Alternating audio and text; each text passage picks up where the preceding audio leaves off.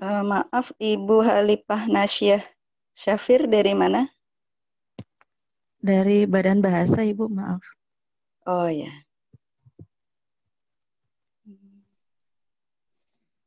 Baik, Pak Mansur, kita mulai saja ya. Ini Baik. sudah ada dari Menpan, ada Mbak Bu Ipma. Sebentar lagi Pak Harto akan bergabung juga. Mbak Ipma sedang sebentar ya Mbak.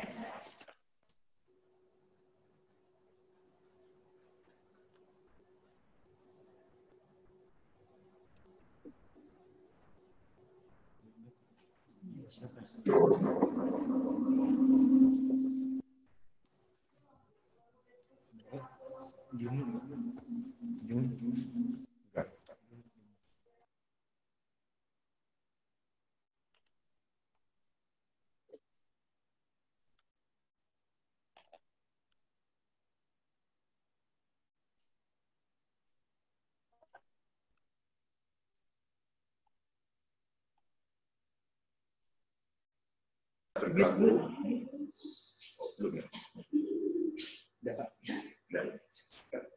Maaf, ini Bu Ipma sudah siap? sudah kedengaran, Mbak, suara saya? Belum Mbak, Sudah. sebentar. Mbak Muti, aku Oke. WA. Kedengaran suara saya? Bisa didengar? Dengaran Pak, bentar Pak. Baik, kita mulai saja ya. Sambil menunggu teman-teman yang lain bergabung pada acara ini, pertama-tama kami ucapkan selamat datang kepada teman-teman dari kementerian atau unit-unit satker di lingkungan Kementerian Pendidikan. Selamat pagi, salam sejahtera buat kita semua. Assalamualaikum warahmatullahi wabarakatuh. Waalaikumsalam warahmatullahi wabarakatuh. Puji syukur kita panjatkan kehadirat Tuhan Yang Maha Esa, Allah Subhanahu wa Ta'ala, bahwa kita masih diberi kesempatan untuk bisa bertemu, bertatap layar, tatap muka melalui tatap layar, dalam rangka kegiatan penyusunan materi untuk diklat PTP, ya, hasil dari penyetaraan maupun in-passing. Tujuan daripada kegiatan ini, kita ingin mendapatkan beberapa masukan, terutama dari beberapa kementerian atau teman-teman di lingkungan Kementerian Pendidikan, terkait dengan adanya penyetaraan eselon 4, eselon 3, baik yang disetarakan maupun yang lewat in-passing. Kami selaku instansi pembina Kementerian Pendidikan dan Kebudayaan, pembina jabatan fungsional pengembang teknologi pembelajaran, dipandang perlu untuk melakukan layanan standarisasi kompetensi bagi jabatan fungsional ini. Oleh karena itu, kami tidak ingin berjalan sendiri. Tentu kita akan meminta banyak sekali masukan-masukan terkait dengan materi diklat. Diklat yang akan kita lakukan, insya Allah dalam waktu dekat, kami ingin tahu akan kita bentuk PTP hasil penyetaraan maupun in-passing ini PTP profesional yang seperti apa, materinya apa saja, agar kami nanti bisa bersama-sama kita kemas menjadi sebuah bahan ajar yang bisa kita sampaikan kepada para peserta diklat nanti. Bapak Ibu sekalian, terutama teman-teman dari Menpan, dari mana lagi ini? Dari Menpan, Dari Badan Bahasa, Pak. Dari Badan Bahasa, dari Direktorat. Dari Direktorat, kami sangat berharap banyak untuk dapat menerima masukan-masukan terkait dengan materi diklat nanti. Oleh karena itu, sebelum kita melakukan diskusi, mari kita awali kegiatan ini dengan membaca basmalah.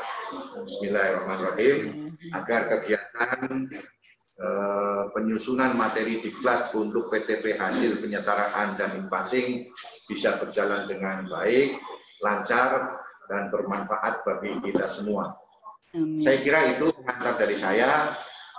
Dengan sekali lagi dengan ucapan terima kasih, kita semua sepakat secara ideal agar bisa mewujudkan materi-materi diklat sesuai harapan kita.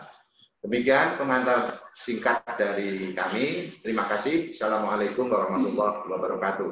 Silakan. Waalaikumsalam warahmatullahi wabarakatuh. Baik, terima kasih Pak Mansur. Ya, seperti yang disampaikan oleh Pak Mansur sebelumnya. Assalamualaikum warahmatullahi wabarakatuh. Sebagai informasi Bapak dan Ibu, bahwa dari hasil diskusi kita nanti dengan beberapa narasumber, diharapkan kita akan mendapatkan informasi terkait serta rekomendasi terkait materi-materi diklat yang cocok, yang sesuai untuk PTP yang sudah disetarakan dari jabatan administrasi, yaitu jabatan administrator dan pengawas, menjadi jabatan fungsional PTP. Untuk FGD hari ini ada beberapa narasumber, yaitu dari Kemenpan ada Ibu Diah Ipma, kemudian nanti ada Prof. Nunuk Suryani dari Ditjen GTK, Sekretaris Ditjen GTK, kemudian ada Pak Soeharto Lasmono dari Biro Kepegawaian, Biro SDM ya, Biro SDM Kemendikbud. Kemudian ada Pak Henry Praherdiono, selamat datang Pak Henry. Ini sudah hadir, dosen TP dari Universitas Negeri Malang. Kemudian ada Pak Abdul Hakim, dosen TP dari Universitas Negeri Makassar, serta Pak Purwanto. Selanjutnya, kami persilahkan kepada Bu Ipma untuk menyampaikan terkait dengan peraturan-peraturan yang sudah dikeluarkan Menpan tentang penyetaraan jabatan administrator dan pengawas menjadi jabatan fungsional. Pada Bu Ipma, kami persilahkan. Ya, baik, terima kasih Ibu Muti ya, Mbak Muti ya. Ibu Muti, terima kasih atas waktu yang telah disampaikan. Assalamualaikum warahmatullahi wabarakatuh. Waalaikumsalam warahmatullahi wabarakatuh. Selamat pagi Bapak Ibu sekalian. Perkenalkan, saya Ipma, saya dari Kementerian Pan-RB. Kami mohon maaf Bapak Asdep tidak bisa hadir, sehingga kami diminta untuk bisa menyampaikan beberapa informasi terkait dengan penyetaraan jabatan. Saya mohon maaf belum bisa menampilkan video karena supaya koneksi lebih stabil Bapak Ibu ya, karena saya kebetulan sedang WFH dan kalau untuk sinyal di rumah agak sedikit trouble. Jadi kami mohon maaf terkait dengan penampilan video. Baik, saya mohon izin Bapak Ibu untuk dapat menayangkan beberapa slide ya. Silakan Bu. Mas Fikri, ini Bu Irma sudah bisa langsung sendiri ya? Ya, saya langsung sendiri, tapi boleh di-enable dulu untuk yang screen sharing-nya. Mas Fikri? Ya. Baik, terima kasih.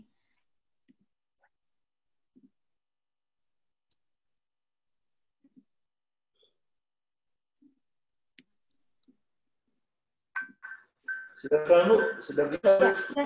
Sudah ya? Ya. Apakah Bapak Ibu sudah bisa mengakses untuk yang slide yang saya tampilkan? Belum, sudah Bu. Bisa terlihat semua, Bu? Belum muncul, Bu. Oke, baik, mungkin bisa ditunggu beberapa saat. Sudah. Penting ya, Bu? Iya, masih. Di saya sih sudah, Bu. Cuman saya nggak tahu nih, Bapak Ibu sudah atau belum ya? Belum muncul di kami. Muncul, ya. Oke, baik, sebentar. Atau mau dibantu, Bu?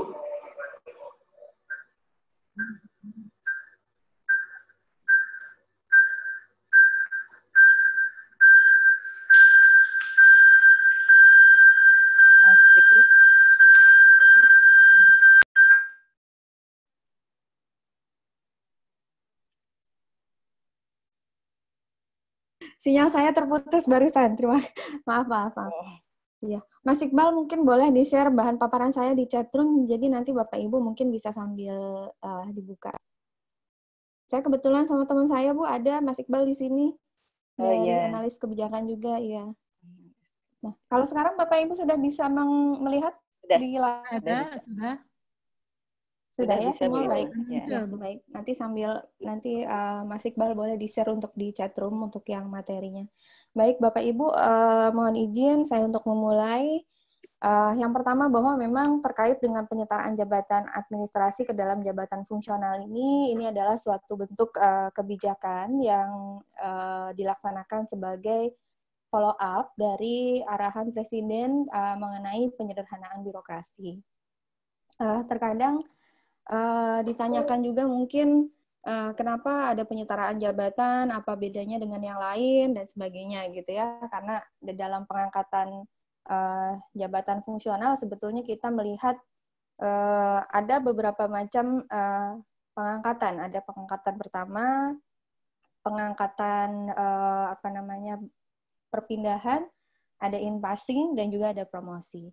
Nah, sebetulnya ketika kita bicara tentang jabatan fungsional itu sendiri, sebelum kita ke penyetaraan jabatan, mungkin Bapak Ibu sudah memahami ya bahwa jabatan fungsional ini adalah suatu jabatan yang memang berorientasinya adalah terhadap pelaksanaan tugas dan fungsi untuk melaksanakan core bisnisnya dari suatu organisasi. Jadi memang dari jabatan fungsional ini adalah karena dia sebagai pelaksana core business organisasi, maka dia harus berdasarkan pada keahlian dan keterampilan tertentu.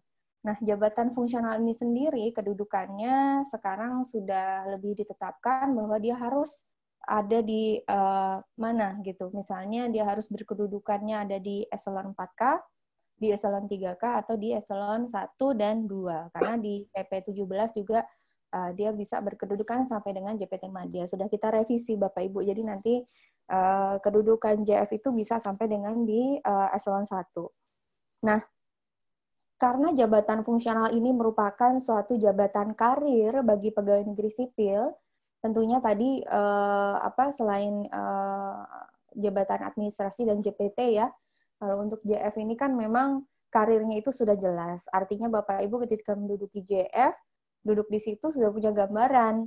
Gambaran itu jenjangnya saya nanti karirnya akan sampai jenjang yang mana gitu. Nah, ini jaminan karir di jabatan fungsional sebenarnya lebih terlihat daripada di jabatan-jabatan yang lain. Nah, selain itu juga karena orientasinya adalah pada keahlian, didasarkan pada keahlian dan keterampilan tertentu, maka jabatan fungsional ini adalah yang dilihat nanti kinerjanya adalah pada output-nya. Artinya apakah dia sudah menghasilkan suatu output, terutama kualitas hasil output-nya bagaimana. Nah, ini untuk menjaminkan memang orientasi jabatan fungsional ini adalah sebagai seorang expert atau berorientasi pada expertise pada masing-masing untuk bidang jabatan fungsionalnya. Nah, kemudian juga ini saya lewatkan aja karena Bapak Ibu mungkin udah familiar ya bahwa jabatan fungsional ini ada tusinya, kompetensi, keahlian, kemudian ada klasifikasi dan pelaksanaan tugas kegiatan itu secara spesifik. Artinya memang tidak semua orang bisa duduk di dalam jabatan fungsional kecuali dia punya 4 karakteristik tersebut.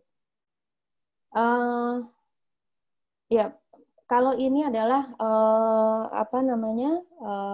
kenapa sih kemudian jabatan fungsional itu menjadi satu-satunya alternatif ketika pengalihan jabatan? Kenapa kok nggak ke jabatan pelaksana gitu? Ya karena keunggulan dari jabatan-jabatan fungsional ini yang memang memberikan kepastian jaminan karir terhadap pegawai ASN atau pejabat struktural PNS-nya. Jadi di situ ada pola karirnya jelas karena di peluang karir untuk JF itu kan dia terbuka. Ketika berkarir di JF sebenarnya dia nggak hanya di JF aja, tapi dia berpeluang untuk berkarir di jenis jabatan ASN lainnya. Terus kemudian nilai jabatannya dia sudah punya sendiri ya, dan itu biasanya lebih tinggi dari jabatan pelaksana gitu, termasuk juga pengembangan kompetensi yang memang ini adalah diberikan berdasarkan keahlian yang harus dimiliki oleh seorang pejabat fungsional. Jadi basis pengembangannya itu adalah basis by kompetensi yang dibutuhkan. Di mana kalau misalkan kompetensi standar di jabatannya seperti apa, terus kemudian yang dimiliki oleh pegawai apa, nah gap-nya itulah yang harus dipenuhi gitu, sehingga kompetensi ini merupakan suatu persyaratan atas keahlian tertentu pada suatu jabatan fungsional. Kemudian, nah ini Bapak Ibu kembali ke penyetaraan jabatan. Kenapa sih kemudian kita melaksanakan penyetaraan jabatan? Nah sebenarnya penyetaraan jabatan itu dilakukan sebagai salah satu jaminan karir bagi seorang pejabat struktural yang terdampak dari penyederhanaan birokrasi. Catatannya adalah bahwa penyetaraan jabatan ini memang dikhususkan bagi mereka pejabat struktural yang terkena dampak penyederhanaan organisasi atau yang terdampak penghapusan eselon. Kalau misalkan ternyata eselon jabatan strukturalnya itu tidak dihapus, berarti kan yang bersangkutan tidak terdampak apa-apa. Nah, yang bersangkutan berarti tidak termasuk dalam kategori untuk yang penyetaraan jabatan. Jadi memang betul-betul bagi mereka yang terdampak. Contohnya seperti di Menpan kayak saya aja misalnya kemarin. Ternyata jabatan eselon 4 kan di Menpan mostly dihapus karena menyisakan tinggal 1 atau 2 gitu kalau nggak salah. Nah, karena saya terdampak penghapusan, bagaimana upaya untuk menjaminkan karir bagi si pejabat struktural? Kan nggak mungkin ketika misalkan dihapus, kemudian yang bersangkutan malah jadi pelaksana aja gitu. Karirnya lagi-lagi kalau pelaksana pasti karirnya adalah nanti ya dia harus ke administrator lagi dan sebagainya, sama aja berulang kan. Nah, jadinya penyetaraan jabatan ini dikeluarkan oleh pemerintah, ditetapkan sebagai salah satu bentuk mekanisme kebijakan sebagai penjaminan karir bagi mereka yang terdampak. Nah, bagaimana kriteria penyederhanaan dari penyederhanaan birokrasi melalui penyetaraan jabatan? Memang sih seyogianya berjalannya adalah paralel antara penataan kelembagaan atau organisasi dengan penyetaraan jabatannya. Tetapi penyetaraan jabatan ini memang bisa dilakukan, usulan atau rekomendasi bahkan pengangkatannya sebelum penyederhanaan organisasinya, karena supaya orang kalau misalkan rumahnya mau digusur kan dia harus punya jaminan rumah dulu nih yang lainnya gitu. Nah, ketika dia sudah digusur tapi nggak punya rumah gantinya kan dia mau duduk di mana? Nah ini salah satu filosofi dari penyetaraan jabatan adalah seperti itu. Kita sediakan dulu rumahnya supaya nanti ketika memang betul-betul dihapuskan organisasi dan sebagainya, yang bersangkutan tinggal duduk gitu, tidak lagi melalui proses yang panjang lagi, nanti prosesnya akan lebih lama dan tentunya tidak akan terjadi kekosongan jabatan atau bukan kekosongan jabatan ya. Non-job ya, jadi yang bersangkutan nggak akan punya jabatan itu nggak akan terjadi kalau dia sudah punya jaminan atas jabatan fungsional. Nah ini salah satu filosofi kenapa kita melakukan penyetaraan jabatan tersebut.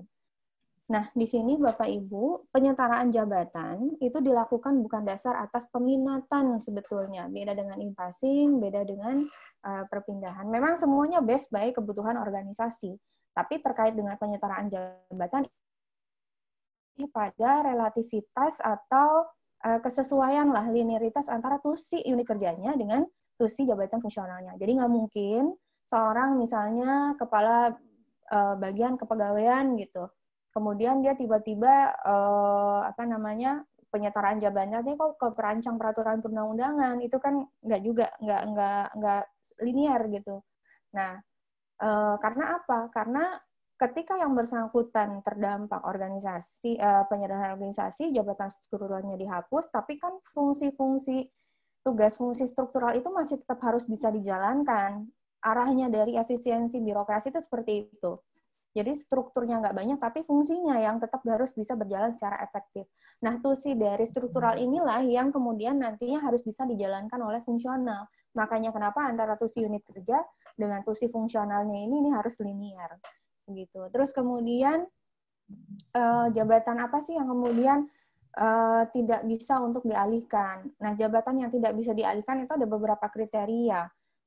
Salah satunya adalah yang berkaitan dengan otorisasi, baik pengambilan keputusan, legalisasi kebijakan atau dokumen, maupun kewenangan penggunaan anggaran atau barang dan jasa. Nah, ini jabatan-jabatan yang mungkin tidak bisa tetap untuk dipertahankan.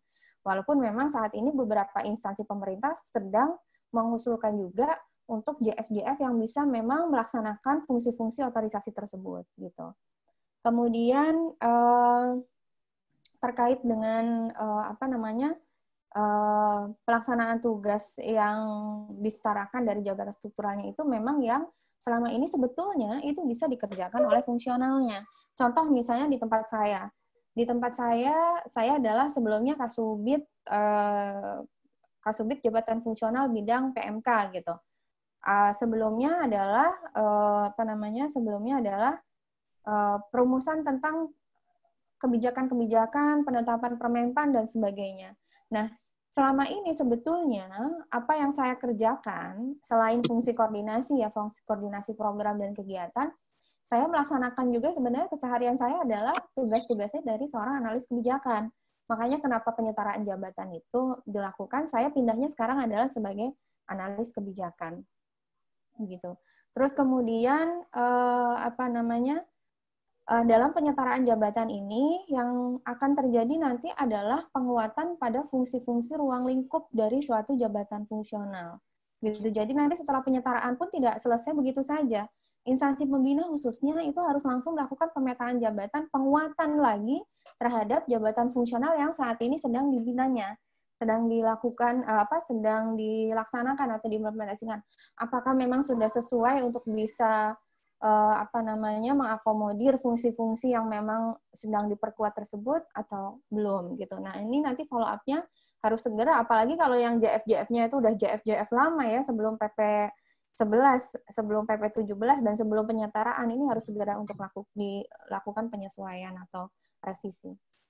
Nah, Bapak Ibu, terkait dengan penyetaraan jabatan dari jabatan administrasi ke jabatan fungsional, ini memang kebijakannya berbeda dengan in-passing pada umumnya. Kalau in-passing pada umumnya itu adalah penyesuaian pangkat dan golongan. Jadi pangkat golongan Bapak Ibu kalau mau in-passing ya pasti akan sesuai biasanya. Pangkat golongan 4 biasanya akan langsung ke madya. Pangkat golongan 3C, 3D biasanya langsung ke muda. Begitu juga dengan yang 3A, 3B itu pasti langsung ke ahli pertama. Nah, di dalam penyetaraan jabatan yang itu adalah pangkat dan golongannya, tetapi adalah jabatannya. Karena apa? Karena untuk yang eselon 5 dia akan setaranya adalah dengan ahli pertama, pengawas dengan ahli muda, administrator dengan ahli madya. Nah, terkadang permasalahannya itu adalah kalau misalnya mungkin banyak ya di instansi Bapak Ibu atau di unit kerja masing-masing. Eselon 4 pangkat masih 3B, eselon 4 pangkat sudah 4A, 4B, eselon 3 pangkat masih 3D gitu misalnya. Kalau misalnya kita memakai in-passing yang biasa, kasihan bagi mereka, akan merugikan bagi mereka yang pangkat golongannya memang di bawah jenjang norma jabatan fungsional. Pengawas 3B, ya kalau misalkan dia ikut in-passing biasa, kalau kita kenakan perlakuannya adalah sesuai dengan in-passing biasa, dia akan turun jabatan menjadi ahli pertama. Nah, ini yang tidak diperkenankan. Karena apa? Karena dalam penyetaraan jabatan, yang harus dijaminkan adalah penghasilan yang minimal adalah sama. Nah, untuk bisa menjaminkan penghasilan sama, maka penyetaraannya adalah penyetaraan jabatan pada tingkatan yang sama. Nah, nanti terkait dengan apa saja sih yang penyetaraan itu nanti di slide selanjutnya nanti saya akan jelaskan. Nah, kemudian, ini sebenarnya langkah-langkah yang harus dilakukan oleh instansi pemerintah yang akan melaksanakan penyederhanaan birokrasi. Yang pertama tentunya adalah identifikasi dan pemetaan jabatan. Mana yang terdampak dan kemudian mana saja sih yang kemudian JF-JF yang bisa untuk mengakomodir tugas dan fungsi tersebut. Kemudian juga ada penyelarasan tunjangan fungsional dengan tunjangan jabatan administrasi. Ada berapa sih misalnya gap-nya, apakah kemudian tunjangan strukturalnya lebih rendah, tunjangan strukturnya lebih tinggi, dan sebagainya, termasuk kelas jabatan. Nah, ini terkaitnya nanti dengan kebijakan dalam hal kebijakan terkait dengan keuangan atau pembayaran penghasilan. Nah, ini Bapak Ibu, ini adalah form usulannya, dan ada dua sebetulnya di Permenpan 28. Ada form yang satu adalah untuk yang penyetaraan jabatan. Kita rekomendasinya adalah by nama, bukan by jabatan, karena yang terdampak itu adalah pejabatnya, bukan jabatannya. Kalau jabatannya kosong kan nggak ada orang yang terdampak di situ, sedangkan kalau jabatannya diisi, berarti kan ada orang yang terdampak kalau memang jabatan itu dihapus. Nah, ini form-form yang digunakan. Nah, ini adalah form yang memang kalau jabatan administrasi khusus yang diusulkan itu adalah yang jabatan-jabatan masih tetap dipertahankan. Nah, ini nanti prosesnya ada di Kedeputian Kelembagaan. Nah, ini dalam penyetaraan jabatan ada beberapa hal yang memang menjadi perhatian sebetulnya. Karena masih banyak juga, bukan banyak sih, kalau banyak, saya bilang banyak kan saya harus based by data ya. Tapi kalau kita bicara tentang kenyataannya, ada beberapa pejabat struktural yang mereka kualifikasi pendidikannya itu masih di bawah persyaratan minimal untuk duduk di JF keahlian. Karena memang tadi untuk penyetaraan jabatan ini adalah khusus untuk yang ke JF keahlian. Kita tidak melaksanakan penyetaraan jabatan ke JF keterampilan. Nah, bagaimana mereka untuk yang misalnya contoh, kalau JF keahlian kan minimal harus S1. Kalau dia S1, kalau misalkan dia S1, dia nggak masalah, dia bisa langsung duduk. Tapi kalau misalnya yang bersangkutan, nggak dipungkiri ya, masih banyak misalnya eselon 5 itu masih SMA, eselon 4 masih D3, atau bahkan ada yang SMA malah justru saya pernah ada yang info ke kami di Kemenpan. Di instansi-instansi lain ya, khususnya untuk yang biasanya lingkup teknis, itu biasanya banyak kualifikasi. Mereka konsultasi bagaimana dengan yang under kualifikasi. Nah, untuk yang under kualifikasi pendidikan, mereka itu wajib melakukan uji kompetensi sebelum dilakukan penyetaraan jabatan. Nah, uji kompetensi ini dilakukan oleh instansi pemerintah masing-masing, jadi bukan dilakukan oleh instansi pemerintah.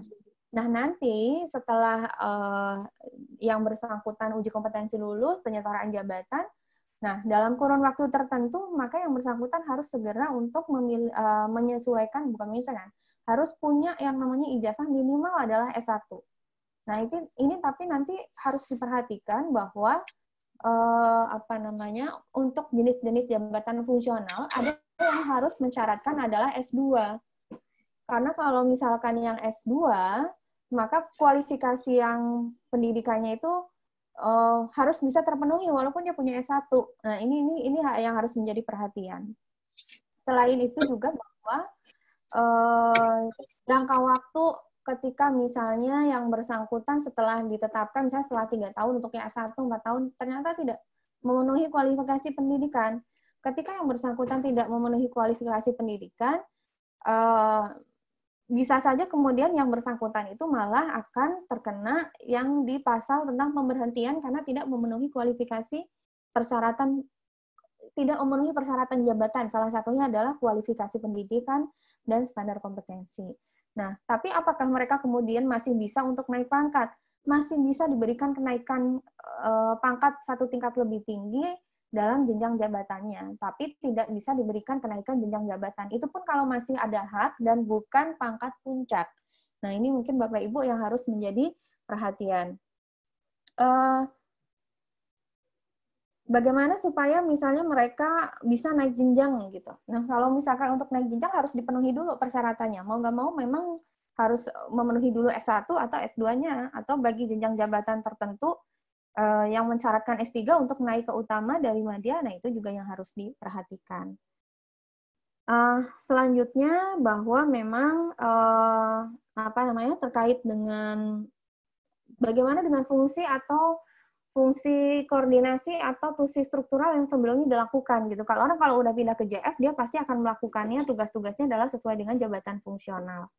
Kalau misalkan fungsi strukturalnya ini apakah kemudian tidak dilaksanakan? Tetap harus dilaksanakan, tetapi melalui fungsi koordinasi, yaitu dengan ditetapkannya si pejabat fungsional yang penyetaraan itu menjadi koordinator.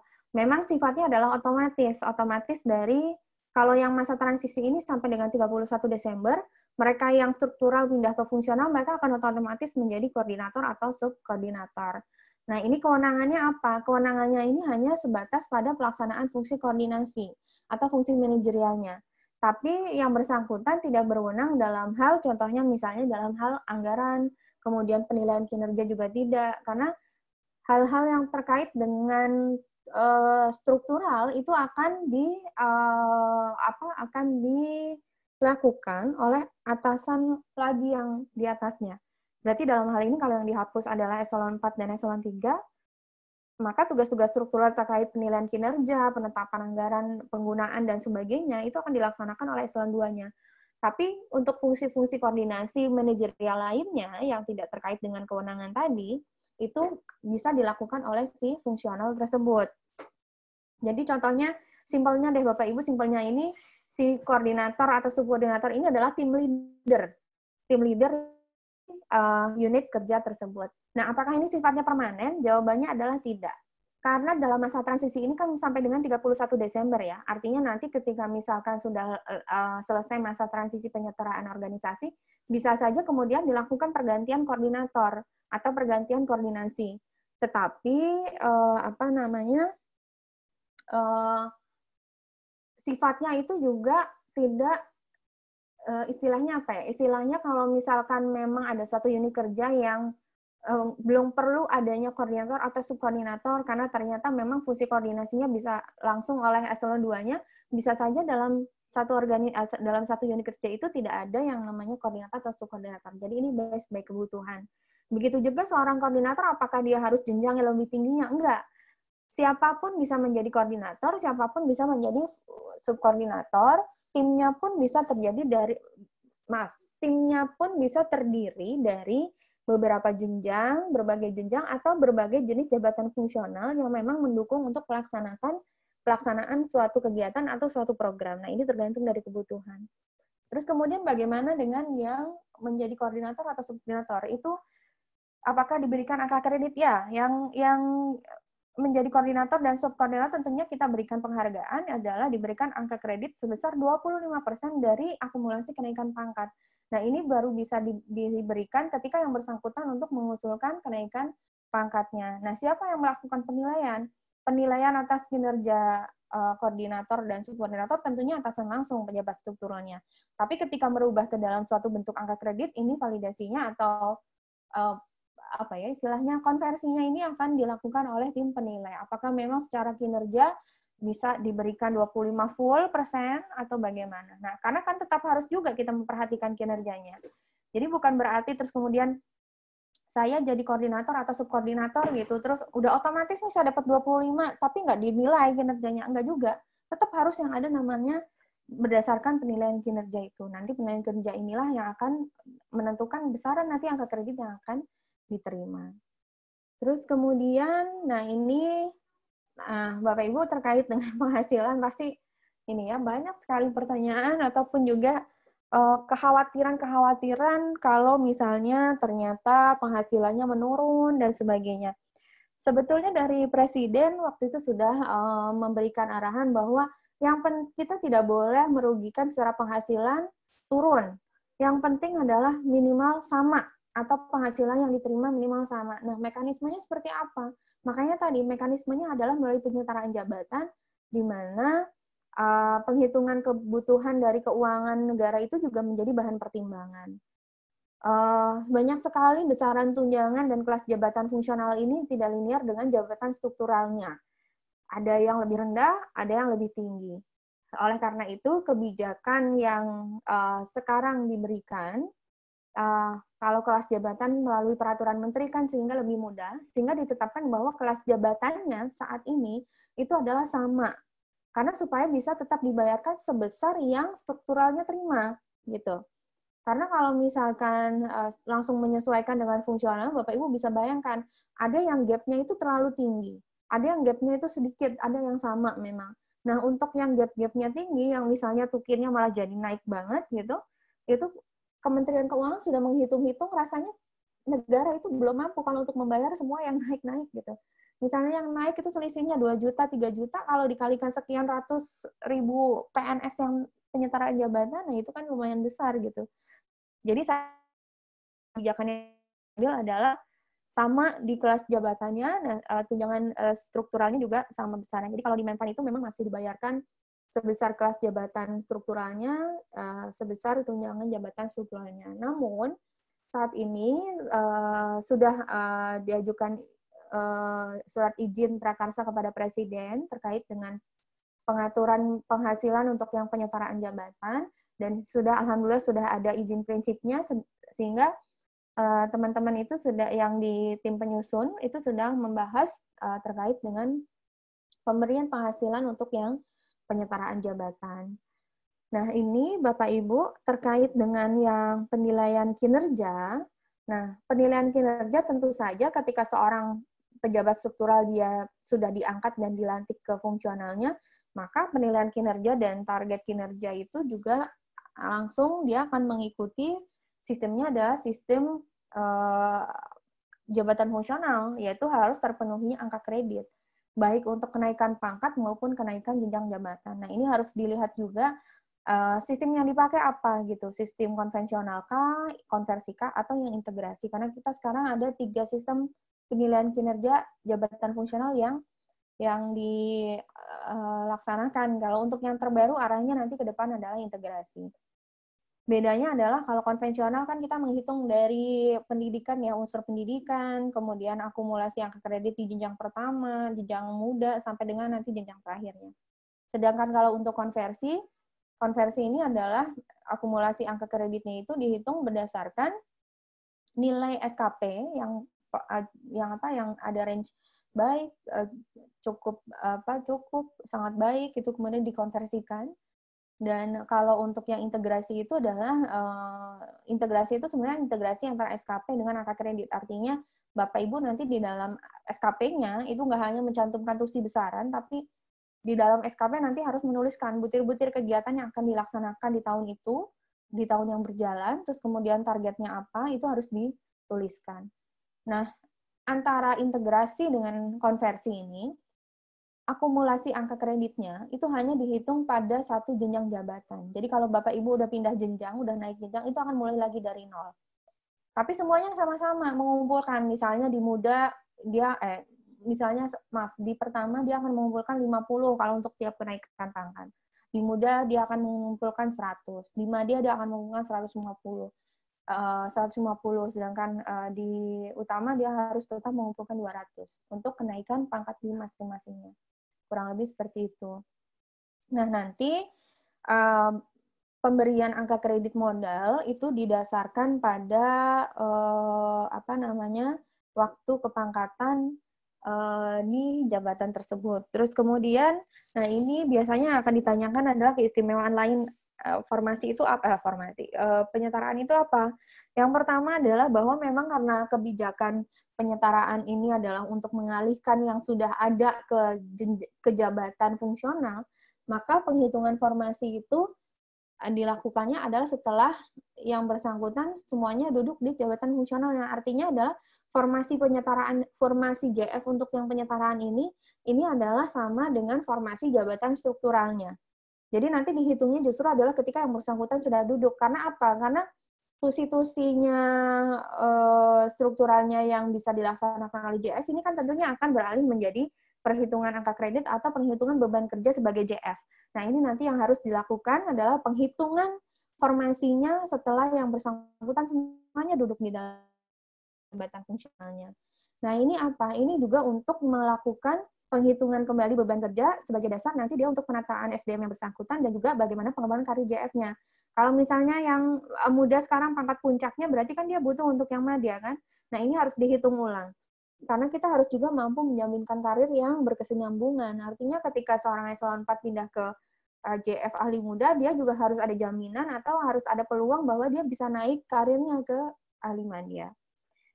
Begitu. Terus kemudian juga tadi sudah saya singgung sedikit bahwa pola karir untuk yang struktural beralih ke JF ini sebenarnya terbuka. Karena ketika untuk dia duduk di struktural dia bisa pindah ke JF. Ketika duduk di JF pun bukan berarti nanti dia bisa langsung di situ seterusnya, enggak juga. Dia berkesempatan juga untuk bisa duduk kembali struktural, tapi tentunya harus promosi. Jangan juga kemudian kita misalnya eselon 4, kemudian penyetaraan jabatan dengan ahli muda udah naik ke ahli madya misalnya. Ternyata di ahli madya distrukturalkan lagi ke eselon 4 lagi. Nah, itu kan turun. Itu secara pola karir itu nggak boleh. Jadi pun karir terbukanya harus karir yang memang dia menunjang untuk yang peningkatan atau promosi itu. Nah, kemudian memang mungkin ada kaitannya, ada kesulitan-kesulitan misalnya ada tusi-tusi yang memang kita sulit nih menentukan jenis-jenis jabatan struktural. Nah, ini instansi pemerintah dalam hal ini boleh dia untuk mengusulkan JF-JF baru, tapi harus melalui instansi pembina. Tentunya nanti tata cara pengusulan JF baru ini harus sesuai dengan Permenpan 13 tahun 2019. Nah, ini boleh siapapun boleh mengusulkan asal memang JF itu baru dan memang tusinya itu memang belum dilaksanakan oleh JF-JF yang sekarang sudah ditetapkan. Kalau nggak salah kemarin info dari Asdep Standarisasi Jabatan bahwa sekarang sudah ada 217 jabatan fungsional. Jadi memang sudah ada banyak JF-JF baru yang ditetapkan. Nah, ini Bapak Ibu, tadi saya sudah sedikit menjelaskan apa sih bedanya konversi konvensional, integrasi. Nah, ini bedanya di angka kredit ini sebetulnya. Jadi kalau misalkan kalau untuk yang konversi Bapak Ibu ini bisa melihat ya, mulai dari 100, 150 sampai akumulasinya terakhir ada 1050. Tapi kalau untuk misalkan yang angka kredit konversi integrasi Bapak Ibu ini nanti berarti kalau Bapak Ibu duduk di ahli pertama misalnya, berarti untuk naik ke muda Bapak Ibu cukup butuh 100. Terus kemudian nanti ketika udah duduk di muda, mulai lagi dari 0. Dari 0 Bapak Ibu hanya butuh 200 untuk naik ke ahli madya sebesar 200. Nah, nanti begitu juga untuk naik ke ahli utama, butuhnya berapa? Butuhnya 450. Kurang lebih seperti itu Bapak Ibu. Jadi bedanya di situ. Ketika naik jenjang dia akan mulai lagi dari 0. Selanjutnya Bapak Ibu, nah ini untuk angka kredit penyetaraan jabatan sebenarnya normanya ini adalah norma bagi mereka yang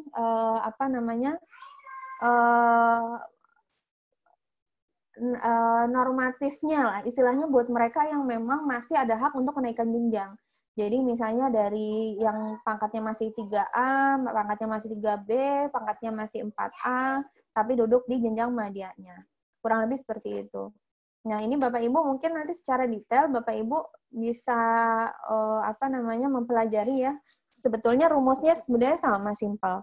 Jadi kalau untuk menghitung angka kredit ini kalau untuk konvensional berarti nanti akumulasinya adalah persentase penyetaraannya berapa, terus kemudian nanti ditambahkan dengan nilai-nilai angka kredit kumulatif yang ada di kepangkatan pada jenjang-jenjang sebelumnya termasuk pendidikan. Nah, ini juga sama. Kalau bedanya dengan yang konversi atau integrasi bahwa memang tadi kita nggak akan menghitung nilai angka kredit yang ada di jenjang-jenjang sebelumnya, termasuk pendidikan. Kenapa begitu? Karena pendidikan adalah nilai persyaratan suatu jabatan. Jadi sebelum dia duduk di jabatan fungsional, dia harus dulu memenuhi kualifikasi pendidikannya. Nah, dalam proses, dalam penilaian kinerja berbasis integrasi SKP ini, kita tidak memberikan nilai karena memang tidak memberikan nilai suatu persyaratan jabatan, karena memang penilaian kinerja itu akan dimulai pada saat yang bersangkutan mulai melaksanakan tugas-tugas jabatan fungsionalnya. Jadi yang bisa dihitung mulai dari situ adalah yang terkait dengan tugas pokoknya aja, gitu, kurang lebih seperti itu. Nah, ini bagaimana dengan mereka yang pangkatnya itu masih di bawah? Buat mereka yang pangkatnya masih di bawah, itu contoh misalnya, eselon 4 tapi masih 3B misalnya di sini, Bapak Ibu, sebagai contoh. Misalnya pengawas eselon 4 masih 3B. Nah, angka kredit kenaikan pangkatnya dia bukan lagi 50, karena apa? Karena dia duduknya adalah di jenjang ahli muda, karena dia eselon 4. Tetap untuk kenaikan pangkatnya dia butuh 100, dan dia melaksanakan tugas-tugas fungsionalnya adalah pada ahli muda, bukan ahli pertama. Nah, itulah penyetaraan jabatan. Memang akan terjadi sinkron, bukan sinkron ya. Pasti akan melihat, loh kok saya pangkatnya ini gitu kan ya, tidak akan sinkron antara pangkat dan golongan dengan angka kredit yang bahasa simpelnya ngeselin gitu ya. Ngeselin ya. Ya, karena bukan yang in passing-nya gitu. Karena kenapa? Karena ya tadi sudah saya jelaskan bahwa kalau in passing ini justru dia akan merugikan untuk yang jenjang-jenjang di bawahnya, dia harus turun jabatan. Nah, ini untuk menjaminkan hal-hal seperti itu, maka angka kredit untuk penyetaraan jabatan ini mekanismenya agak sedikit berbeda. Begitu juga untuk yang pangkat puncak. Nah, untuk yang pangkat puncak ini, kalau untuk yang pangkat puncak Bapak Ibu, memang mau nggak mau dia harus naik jenjang. Karena apa? Karena pangkatnya udah mentok gitu. Jadi kalau untuk naik jenjang, Bapak Ibu tetap harus mengumpulkan sebesar angka kredit kumulatif untuk yang kepangkatan terakhirnya. Karena pada saat struktural pun kalau udah pangkat puncak kan dia nggak otomatis naik ke eselon atasnya kan, tetap harus dia nunggu kesempatan dan sebagainya. Gitu juga dengan fungsional. Fungsional ini bedanya ya kalau karir fungsional kan itu udah jelas ya, setelah muda ada madya. Nah, formasi juga memang bergantung pada formasi, tapi penghitungannya pasti akan lebih dimungkinkan kalau saya melihat. Karena kalau jabatan fungsional kan pelaksanaan fungsi kan lebih luas daripada yang struktural. Struktural ya udah jumlahnya segitu aja, kecuali perubahan SOTK nambah lagi, tapi itu kan kayaknya lebih sulit gitu. Sedangkan kalau untuk yang fungsional tergantung dari beban kinerjanya.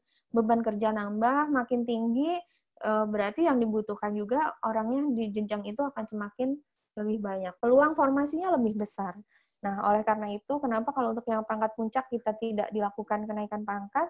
Karena ya tadi, karena yang dia lakukan sebenarnya harus sudah waktunya naik jenjang. Berarti kan berarti yang bersangkutan itu sebenarnya diberikan peluang karir naik lebih tinggi gitu. Kurang lebih seperti itu. Nah, Bapak Ibu, kemarin kami sudah mengeluarkan surat edaran menteri, sebenarnya bukan surat edaran sih, karena itu suratnya by ini pimpinan instansi masing-masing ya. Jadi surat menteri tentang percepatan pelaksanaan penyetaraan jabatan. Nah, sedikit mengingatkan bahwa mekanisme dari penyetaraan jabatan ini adalah usulan dari instansi pemerintah, dari hasil pemetaan, identifikasinya, kemudian disampaikan ke Menpan untuk mendapatkan persetujuan. Sebelumnya akan dilakukan validasi baik dari validasi penyetaraan maupun dari validasi terkait dengan yang organisasinya. Terus kemudian setelah rekomendasi dikeluarkan atau ditetapkan, maka silakan dilakukan pengangkatan dan pelantikan seperti biasanya. Ya, seperti biasanya, prosedur pelantikannya seperti apa, baru nanti setelah selesai dilaporkan kepada menteri.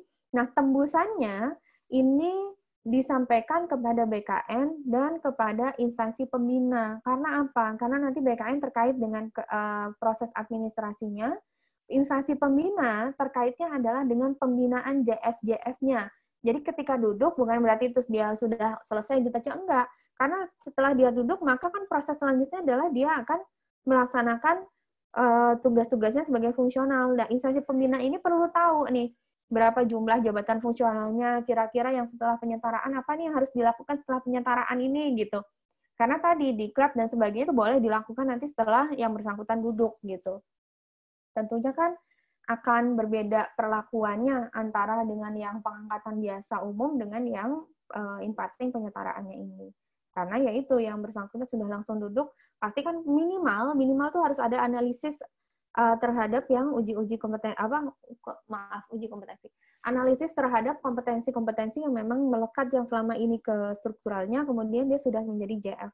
Termasuk juga harus diberikan pemahaman ketika sudah duduk JF nih dia harus ngapain sih sebetulnya gitu. Nah, ini tugas instansi pembina nih sebenarnya banyak ketika terjadi pengalihan dari jabatan tersebut.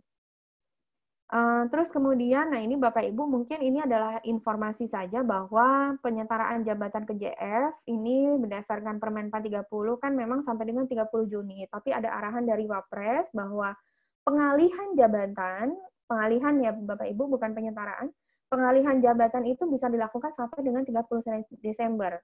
Maka kami mengambil kebijakan bahwa untuk yang penyetaraan jabatan khusus, itu usulannya disampaikan paling lambat adalah 30 Juni.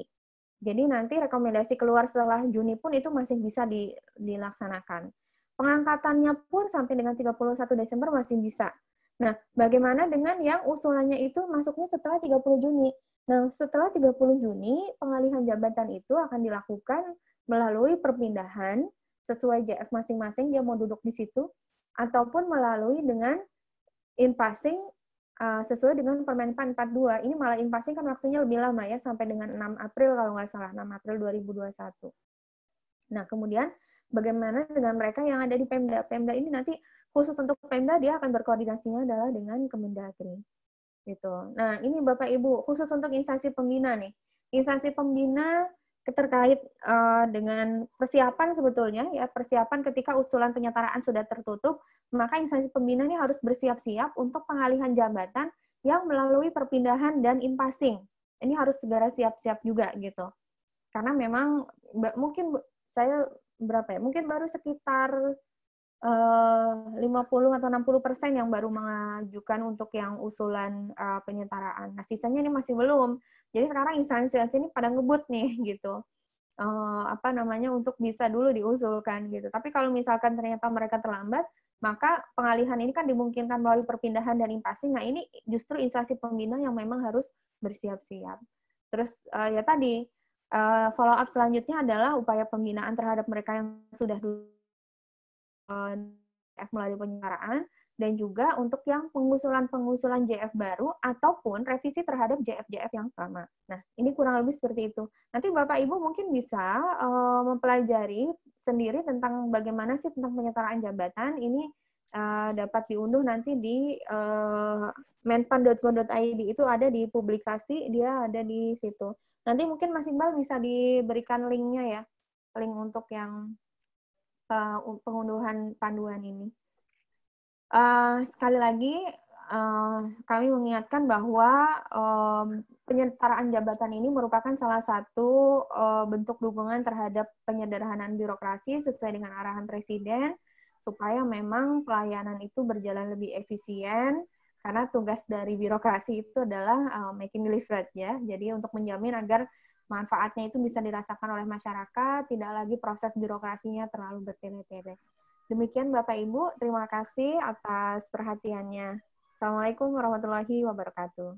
Waalaikumsalam warahmatullahi wabarakatuh. Terima kasih Bu Ipma. Ini sepertinya banyak juga yang mau bertanya. Saya berikan. Nanti dulu Nanda, kasih kesempatan dulu ke peserta dari luar. Silahkan kalau ada yang mau bertanya. Ya, Bu, ya? Kalau Mbak Nanda nanti ini private. Sebentar.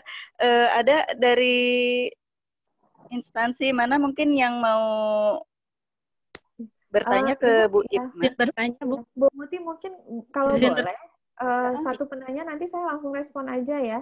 Oh iya, baik-baik. Jadi supaya lebih bisa ini aja.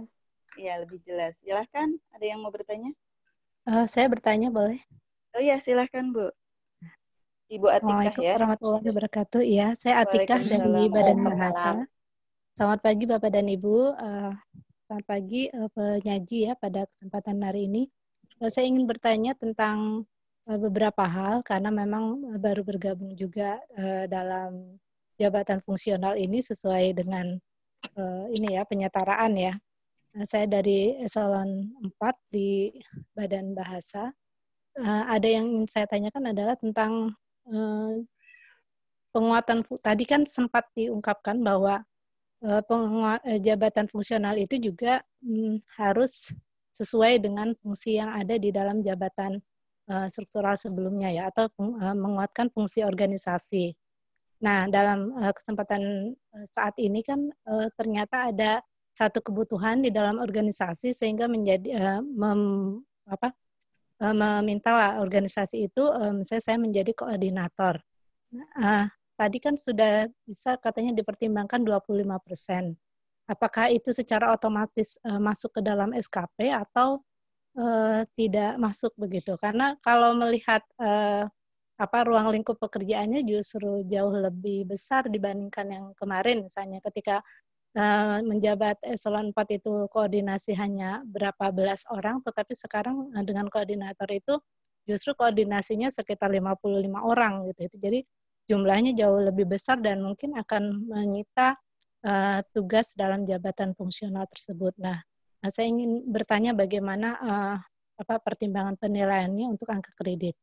Kemudian yang kedua, kalau melihat struktur yang mungkin pengalihan atau impasing mungkin ya dengan kualifikasi pasca sarjana atau mungkin nanti doktoral itu kan ada jenjang tersendiri ya. Nah, bagaimana kalau ketika kita masuk ke sini, kami ya, saya terutama masuk ke dalam jabatan ini kan jabatannya ahli muda ya. Nah, kapan mulai berlaku yang impasing atau pengalihan yang normal gitu? Misalnya ketika saya akan memasukkan ijazah S3 nantinya, mohon doa karena sedang persiapan ujian begitu.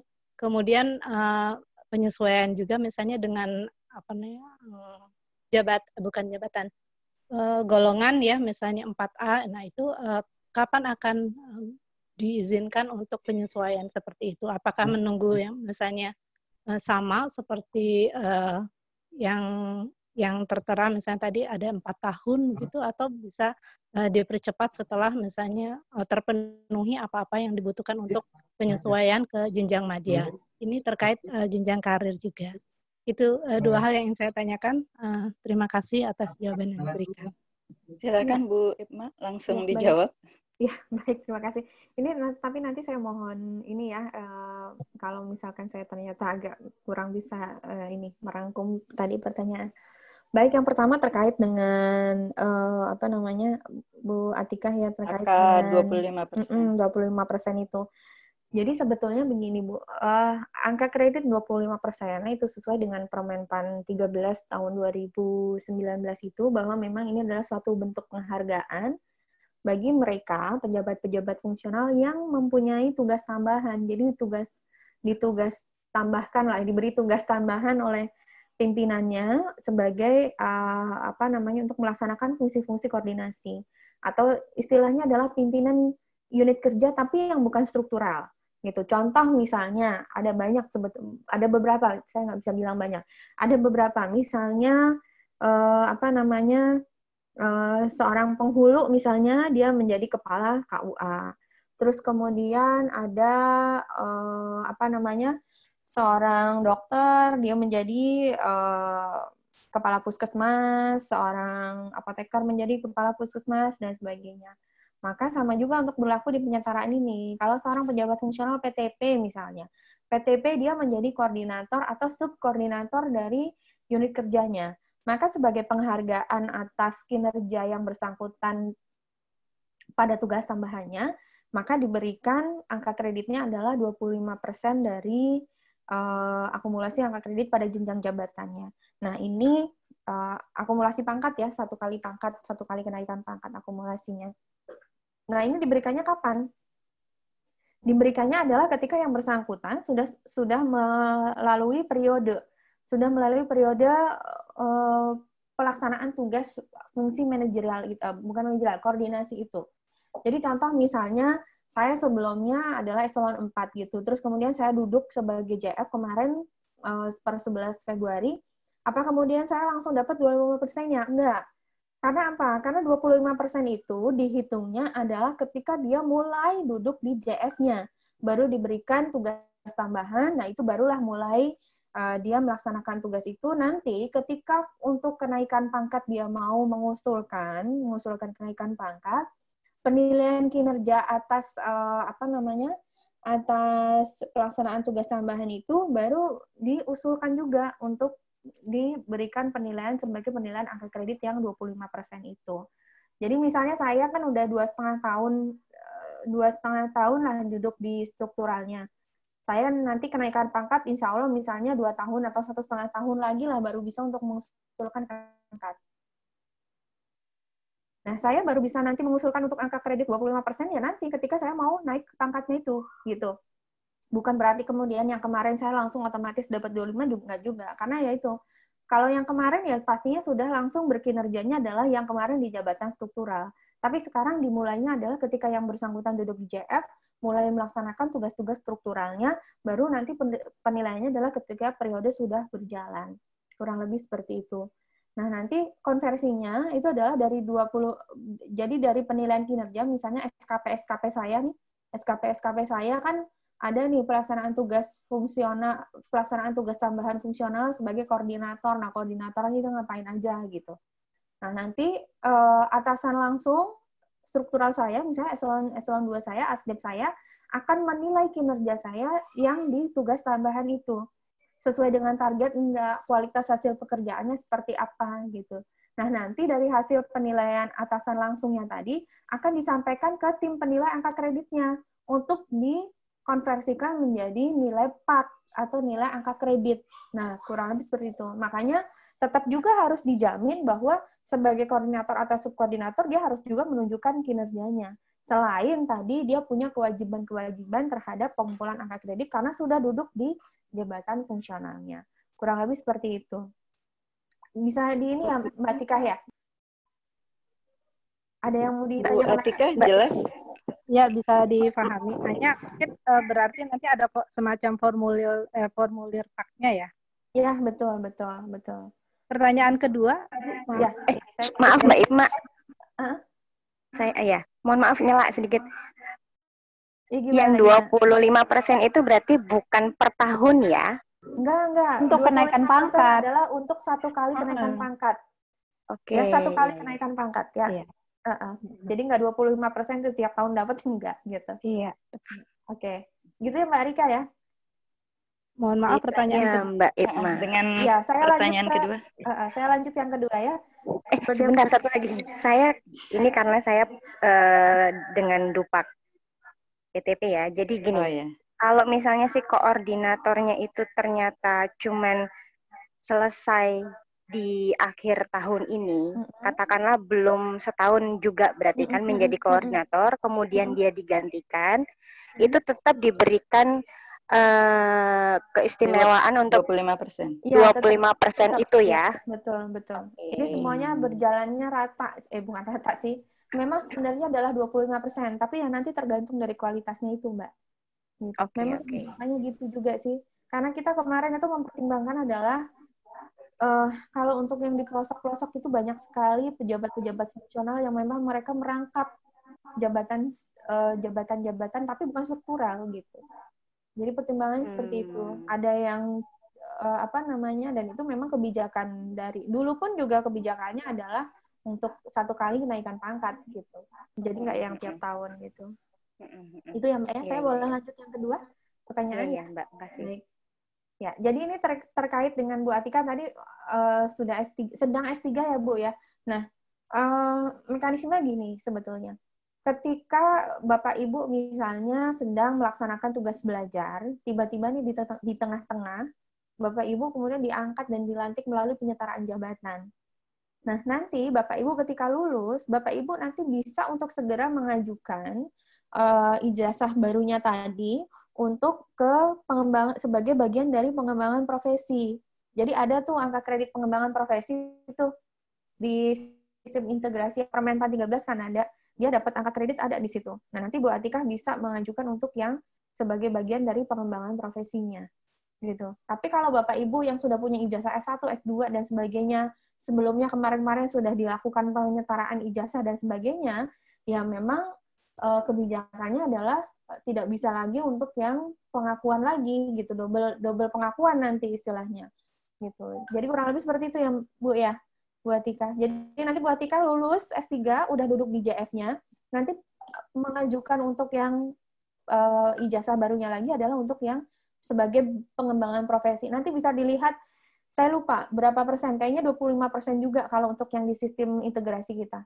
Jadi Bapak Ibu yang kuliah lagi nih, yang sekarang sedang kuliah, saya pikir ini kayaknya kalau buat saya sih menggembirakan ya, karena akan langsung dapat juga 25% sebagai tambahan bagian dari pengembangan profesi. Salah satu pengembangan profesinya adalah perolehan ijazah yang linear itu. Gitu. Kurang lebih seperti itu. Gitu ya. Baik, maaf nih, saya kok nggak connect ya? Kenapa? Ijazah tadi pengakuannya kenapa ke pengembangan profesi? Di Permenpan 13. Dasarnya? Permenpan 13. Karena gini. Oh, khusus bagi yang penyetaraan? Enggak. Semua. Semua JF, gini Mbak, semua JF itu ada yang namanya pengembangan profesi. Kenapa pengembangan profesi? Karena adalah pengembangan dari ketika dia sudah duduk di jabatan itu dan dia sudah mulai melakukan pengembangan profesi. Salah satu unsur, bukan unsur ya, salah satu bentuk dari pengembangan profesi itu adalah perolehan ijazah. Ada banyak bentuk kok pengembangan profesi yang lain, tapi salah satunya adalah ijazah. Nanti mungkin Mbak Erika bisa dilihat dulu di Permen 13 ya, di situ ada berbagai macam terkait dengan pengembangan profesinya. Gitu. Berarti tidak diakui ke pendidikan ya? Perolehan ijazahnya? Karena pendidikan udah nggak lagi bukan lagi sebagai salah satu bentuk angka kredit, tapi itu adalah persyaratan untuk duduk di situ. Persyaratan untuk duduk. Jadi kalau udah memenuhi syarat ya berarti udah gitu kan, kayak sama kayak anak sekolah gitu, udah memenuhi syarat ya dia nilai rapotnya kan dari tugas-tugas sekolahnya gitu, misalnya gitu. Saya analoginya pakai anak sekolah ya. Lebih seperti itu, gitu ya. Saya awalnya mengira itu akan masuk ke semacam impasing atau pengalihan gitu ya, kalau di pendidikan gitu. Karena kan ke Madya itu kan mungkin ada syarat tertentu. Oh, enggak. Semuanya sekarang berlakunya seperti itu. Jadi nanti kalau untuk yang sudah duduk di penyetaraan jabatan, nanti semua pendidikannya kalau memang perolehan ijazahnya sesuai dengan ketentuan tugas belajar maupun izin belajar, ya itu nanti masuknya ke pengembangan profesi, nilai pengembangan profesi. Ada Bapak Ibu nanti boleh sambil di-download di jdihmenpan.go.id, itu ada Permenpan 13 tahun 2019. Gitu. Itu mungkin itu Bu Muti ya, Bu Atika ya boleh, mungkin boleh. Ada lagi yang lain, Bu Atika sudah cukup? Ya cukup. Nanti Bu Yeni, Mbak. Bu Yeni silakan. Baik, terima kasih Mbak Muti, Mbak Nanda. Assalamualaikum Bu Irma. Waalaikumsalam, Bu. Kebetulan saya kan mantan eselon 4 kemarin. Nah, kemarin sudah dilantik. Sudah pelantikan? Oh, sudah ya? Oke. Jadi saya dapat PTP muda. Nah, itu kan kalau menghitung misalkan sesuai dengan masa kerja dan sesuai dengan pendidikan, kalau normal begitu ya, kalau ini passing biasa, saya tuh bisa diusulkan ke Madya gitu, kalau yang biasa ya Bu ya. Tapi karena kemarin saya status penyetaraan, saya mendapat jenjang muda. Kalau misalkan nanti dapat semacam SK ya, penghitungan kreditnya seperti apa Bu nilainya? Ibu pangkat berapa Bu? 4A. Pangkat 4A ya?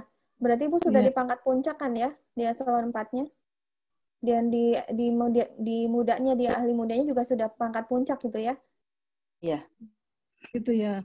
Nah itu kalau menghitung, cara menghitung angka kreditnya seperti apa? Sama dengan ini Bu. Untuk waktunya kalau ingin penyesuaian ke Madya, kira-kira seperti apa Bu? Ya, sebentar. Saya share dulu. Nah, ini Bapak Ibu kelihatan ya, berarti masih konvensional ya kalau untuk PTP Mbak Nanda, konvensional apa udah? Ya, konvensional Mbak. Masih konvensional. Ibu berarti eselon 4A ya? Ibu dapat angka kreditnya 300, Bu. 300. Jadi nanti Ibu kalau mau naik ke Madya, Ibu harus mengumpulkan 100 lagi. Gitu. Memang sebetulnya jadi agak dirugikan ya Mbak, karena 4A tapi karena eselon 4 jadinya muda gitu ya. Sebenarnya antara rugi nggak rugi Bu. Kalau saya bilang sih ini ada cost benefit ya. Karena apa? Karena gini, kalau Ibu mau penyesuaian pangkat dan golongan, Ibu kan sebenarnya bisa melalui impasing Permenpan 42. Tapi harus ada ketentuannya. Uji kompetensinya dulu, kemudian ada formasinya dulu, terus kemudian ada rekomendasi dari instansi pembinanya dulu. Gitu. Tapi ketika Ibu melalui penyetaraan jabatan, Ibu sudah langsung duduk aja gitu. Istilahnya udah duduk manis, nggak usah ngelakuin apa-apa. Ibu sudah langsung bisa duduk di jabatan. Nggak usah ujian gitu ya Mbak? Betul. Plus, Ibu masih bisa mendapatkan penghasilan, baik kelas maupun tunjangannya itu adalah sesuai dengan yang strukturalnya. Jadi dua-duanya itu masing-masing punya keistimewaan sendiri-sendiri, Bu. Tentunya ada konsekuensi masing-masing. Kalau untuk yang konvensional, Ibu malah justru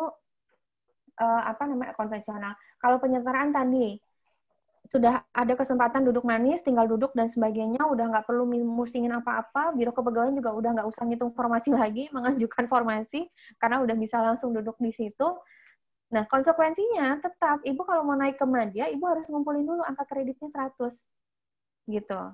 Nah, kecuali kalau yang kemarin, Ibu, saya maunya pangkat golongan, ya silahkan ikut dengan yang Permenpan 42, tapi tadi, uji kompetensi dulu, rekomendasi dulu, pengajuan formasinya dulu ke Menpan, harus ada rekomendasi dulu, belum lagi validasi terhadap penghitungan formasi oleh instansi pembinanya. Jadi kurang lebih seperti itu, Bu. Memang kalau saya bilang ya ada cost, ada benefitnya gitu ya. Jadi masing-masing kita tidak menutup kemungkinan untuk pengangkatan jabatan fungsional melalui media lainnya. Tetapi ya kalau untuk melalui penyetaraan jabatan, kebijakannya seperti itu gitu. Bu Ipma. Ya Pak Pur. Ini kan sudah adil banget Menpan, nggak ada untung rugi ya sebenarnya. Betul, makanya saya bilang. Dan info untuk Bu Ipma. Ya. Bu Yeni itu waktu sebelumnya coba ikut in-passing, nggak lulus uji, Bu. Walah, berarti udah alhamdulillah dong, Bu. Nggak usah uji kompetensi, udah bisa langsung duduk ya. Mbak Muti jadi boleh nanya. Iya, jadi begitu Bapak Ibu. Tapi udah boleh, belum Bu Muti nih, pindah ke Nanda nih. Aku mau nanya boleh ya. Deh. Dia udah nggak tahan. Enggak, aku ini bukan nggak tahan. Mbak Nanda, saya ingin bertanya ke Bu Irma sebentar. Kita ini ya. Kalau misalkan tadi masih ada alternatif lain nggak, Bu? Kan sayang nih dengan masa kerja gitu ya, dengan pendidikan. Kalau ngumpulin kan butuh waktu lama, Bu ya, untuk ngumpulin segitu. Masih ada cara lain nggak? Misalkan saya ikut uji kompetensi lagi, begitu ya? Kalau untuk naik jenjang kan memang harus uji kompetensi, Bu. Tapi harus ngumpulin angka kredit juga. Sedangkan kalau untuk in-passing tidak diperbolehkan untuk yang sesama JF. Kecuali nanti Dikbud bikin JF baru lagi yang belum pernah ada, Ibu bisa ikut in-passing JF baru itu gitu. Tapi kalau untuk yang JF sudah ada, ya nggak bisa juga untuk in-passingnya sama JF. Kecuali Ibu struktural lagi nih, dalam waktu dekat Ibu diangkat struktural, terus ke Ibu baru mau ikut lagi in-passing Permenpan 42 ke JF lagi gitu, itu bisa gitu. Tapi atau mundur jadi JFU dulu ya Mbak? Ya betul, mundur dulu jadi pelaksana. Gitu baru bisa ikut in-passing lagi gitu. Iya. Gitu ya, boleh ya, udah Bu. Iya. Ya, assalamualaikum Mbak Ipma. Bu Yeni.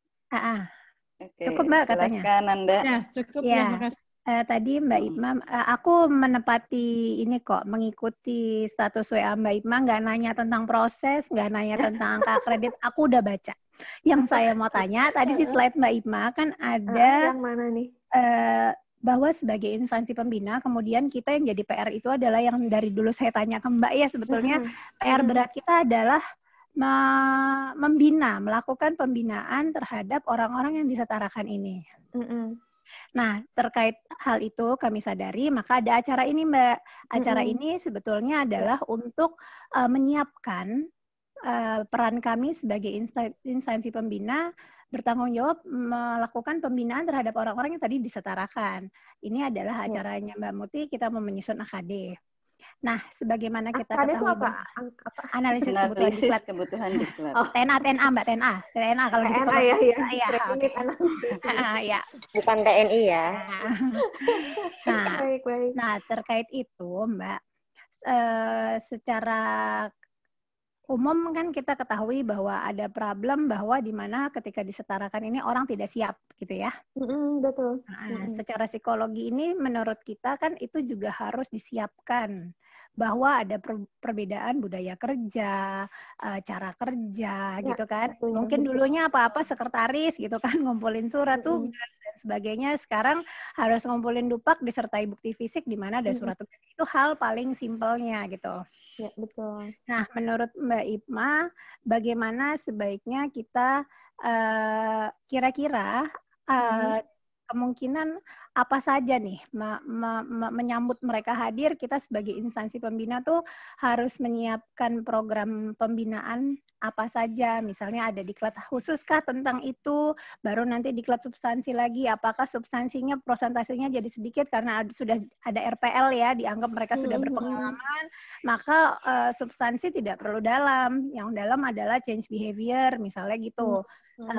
Kesiapan-kesiapan itu, nah apa yang kami sebagai instansi pembina pada saat kami memutuskan tadi yang saya sebutkan itu, kita yakin gitu loh. Jangan sampai juga nanti si mantan administrasi ini kok malah diajarin gini gitu. Dasar kami apa kira-kira bahwa untuk meyakini bahwa memang ini nggak lebih banyak substansinya atau apanya lah gitu. Oke. Ya, betul. Jadi terkaitnya gini, mungkin langkah pertama yang bisa dilakukan oleh instansi pembina, pastinya harus dapat dulu datanya nih. Artinya adalah harus ada koordinasi antara instansi pembina dengan instansi pemerintahnya. Betul. Kami memang nggak bisa gini, karena rekomendasi yang kami berikan itu kan ke semua jabatan fungsional ya, dan itu pun sebetulnya kan setelah rekomendasi kami berikan, itu nanti follow up-nya tergantung dari instansi pemerintahnya, sebetulnya instansi pengusulnya. Jadi kalau misalkan nih kami memberikan rekomendasi, ternyata rekomendasi itu yang bersangkutan melalui pelaksanaannya yang lain atau diangkat di jabatan lainnya gitu, nggak ikut penyelenggaraan, nggak jadi gitu. Nah itu nanti follow up-nya laporannya itu BKN dan instansi pembina ya. Betul, nanti laporannya ke instansi pembina dan BKN. Dan kami pun baru tahu kalau sudah ada follow up-nya. Jadi kalau selama belum ada follow up apa-apa, data itu masih belum bisa ditarik secara pasti gitu. Kurang lebih seperti itu. Jadi yang bisa dilakukan oleh instansi pembina, yang pertama mungkin koordinasi ke instansi pemerintahnya. Artinya mungkin bisa dibuatkan edaran, dibuatkan apa gitu ke instansi pembinanya, supaya instansi pembina segera bersiap-siap untuk bisa langsung melakukan koordinasi. Artinya data yang sudah dilantik ke JF-nya itu disampaikan ke instansi pembinanya lengkap dengan profil JF-nya tersebut gitu. Jadi nanti kurang lebih akan ada pemetaan seharusnya kan memang disertai juga dengan pemetaan kompetensi yang bersangkutan gitu ya, pengalaman kerja dan sebagainya. Terus kemudian juga follow up yang bisa dilakukan adalah beberapa instansi pemerintah sudah langsung follow up-nya itu mengundang para instansi pembina untuk semua sosialisasi ini tentang JF-JF yang masuk ke dalam penyetaraan gitu. Atau mungkin dari instansi pembina ada jemput bola, istilahnya nggak nunggu. Kami kemarin sudah melakukan sosialisasi. Kalau PTP kayaknya biasanya terdepan nih. Kami sudah sosialisasi langsung, Mbak. Mbak baru mau bikin permen, kita udah bereaksi loh, benar. Iya, betul. Terus kita juga sudah coba menyebarkan data tadi ke beberapa instansi pengguna untuk mencari data. Iya, betul. Belum banyak. Betul, Bu, betul. Nah, itu hal-hal itu yang kemudian bisa dilakukan sebetulnya. Karena sambil harus terus nih, karena kan nggak boleh kita orang udah duduk, kita nggak ngelakuin apa-apa untuk membina mereka. Terus gitu, tadi kan? Mbak, jadi ini kira-kira kalau mau dibina modelnya gimana ya? Paling ini aja, upaya pembinaan, pengembangan kompetensinya gitu ya. Coba dilihat gap-nya antara mereka yang penyetaraan dengan yang non-penyetaraan. Gitu. Kira-kira apa sih yang menjadi karakteristik khusus yang penyetaraan? Ternyata tuh kompetensinya lebih di sini. Pelaksanaan kegiatan mereka implementasi begini gitu. Udah dibandingkan dengan yang norma umum biasa, normalnya gitu. Atau follow up-nya bisa juga dengan diklat mereka yang penyetaraan, khusus untuk yang penyetaraan gitu. Diundang untuk diklat gitu. Aku jangan dibanding-bandingkan ya Nanda. Ya Pak, kan Bapak kan bukan karena kondisi. Kalau Bapak kan pilihan, berarti kan maksud saya tadi itu loh Mbak. Kondisinya kan gini, kalau orang in-passing, orang perpindahan, dia dengan kesadaran penuh mau tahu masuk ke cara kerja baru. Sementara kalau penyetaraan ini kan kondisinya orang tuh masih merasanya nggak siap lah gitu. Ya. Nah, kondisinya di lapangan sebagaimana Menpan sudah sangat ketahui ya, dibahas juga kan waktu itu bahwa ternyata di lapangan ini jadinya koordinator rasa struktural gitu kan. Nah kami sebagai instansi pembina mau membantu Menpan untuk meluruskan itu seperti yang Mbak sebut tadi, bahwa itu tidak serta-merta jadi koordinasi, itu hanya fungsi, bukan bukan jabatan, bukan atasan. Nah itu kami bagaimana membuat kurikulum apa yang harus kita lakukan gitu loh Mbak. Ya, jadi sekarang gini Mbak, mungkin gini, makanya nanti kaitannya itu adalah dengan tinjauan kembali ke ruang lingkup JF yang sudah ada ya. Artinya gini, kalau zaman dulu mungkin, bukan zaman dulu ya, mungkin zaman sekarang. Lemhanas, apa? Kalau misalnya nih, zaman sebelum penyetaraan, nih kemarin-kemarin sebelum penyetaraan, kan fungsinya memang difungsikan banget ke, difokuskan banget ke ini, JF itu sudah ke keahliannya gitu kan. Nah sekarang, mungkin tinjauannya itu juga ditinjau juga dari segi managing kerjaannya gitu. Jadi kayak misalnya kalau di mana sebagai contoh yang sudah ada, yang sudah berjalan sebetulnya itu kan di auditor ya. Mereka di auditor kan ada yang namanya leader dan sebagainya gitu. Nah, ini mungkin hampir di semua JF bisa ditinjau lagi mekanisme atau hal-hal terkait dengan yang pelaksanaan fungsi koordinasi tersebut, Mbak Nanda. Jadi kalau misalnya nih ternyata di JF yang tadinya kompetensi strukturalnya cuma sekian persen karena ada fungsi koordinasi, nambah lagi harus ada lagi detail-detail tentang kompetensi manajerial yang harus dimiliki oleh seorang pejabat fungsional PTP misalnya gitu. Atau bagaimana sih mekanisme kerja dalam tim itu misalnya seperti itu. Gitu. Jadi lebih arah itu aja sebetulnya. Dan juga kita bisa lihat dari yang Permenpan 38 itu ya, betul, Bu. Tentang kan di situ ada standar kompetensi manajerial. Sosial kultural juga Bu, karena kan pasti karena gini, karena seorang koordinator itu kan dia diinginkan untuk mengkoordinasikan beberapa jenis JF tuh di situ gitu. Gak hanya cuma misalnya seorang PTP gitu. Mungkin saja di dalam suatu tim itu PTP di dalamnya ada Widya Iswara, ada Widya Prada, ada apa yang memang terkait dengan pelaksanaan fungsi unit kerja yang di situ gitu. Nah ini nanti dari segi kompetensinya itu kira-kira apa sih yang harus dipenuhi gitu, gap-nya apa sih gitu. Termasuk pelatihannya mungkin lebih ke arah situ juga gitu tambahannya, karena untuk yang terkait dengan penyetaraan memang pengalihan dari fungsi manajerial ke fungsi fungsionalnya itu, teknisnya itu kan memang ngeblend ya, harus ngeblend juga gitu. Supaya orang nggak kaget gitu. Saya udah duduk di JF tapi pikirannya masih yang struktural aja kan gitu. Ya, yang dibahas anggaran aja, Mbak. Ya, betul. Itu yang terjadi di lapangan gitu loh, Mbak. Iya. Mbak Muti. Oh iya, silakan. Pak Harto. Oh, ada Pak Harto ya Allah, apa kabar Pak? Baik. Sorry. Jadi sekaligus mau lapor nih ke Mbak Iva nih. Gimana Pak Harto? Saya dari Biro SDM nih Mbak. Ini Bapak Ibu sekalian yang terhormat Pak Purwanto, Mbak Iva, Bapak Ibu sekalian. Ini mungkin sekaligus lapor nih Mbak Iva.